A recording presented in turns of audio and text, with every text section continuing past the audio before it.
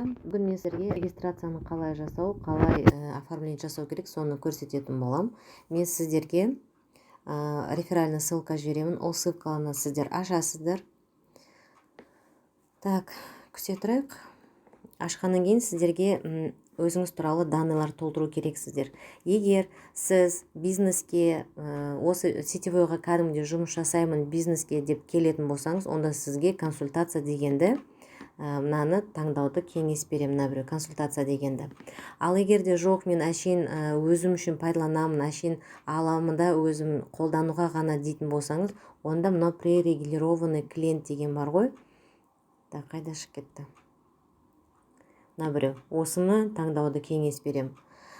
Так, шығып кетіп жатыр қазір.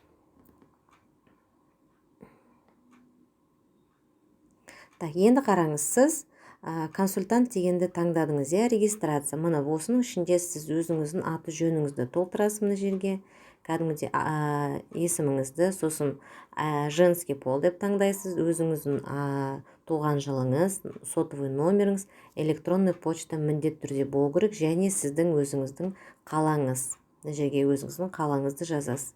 Ары қарай кеттік. Осылардың бәрін толтырып болғаннан кейін сізде мына жерде выбранный наставник, яғни бұл менің реферальный ссылкам, яғни менің командама, яғни маған тікелей тіркелетін партнердің несі болады, ссылкасы. Мен наставник боламын. Мен есімім Тоқтасова Айзада. Енді бұл сізге шығып кетті ғой. Енді осы данныйларды сіз толтырып болғаннан кейін ең соңында номер соглашения деген болады. Сіз оның осы компанияның беріп жатқан условиясымен сіз танысу керексіз. Неғып тоқтап қалды?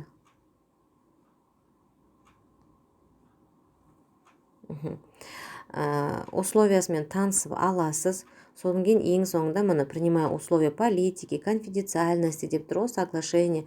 Осының бәрін оқығаннан кейін сіз мына жаққа птичка қоясыз да, одан кейін ары қарай зарегистрироваться деп мына жерде толтырғаннан кейін сізде мына біреу басқа түсте боялып тұрады.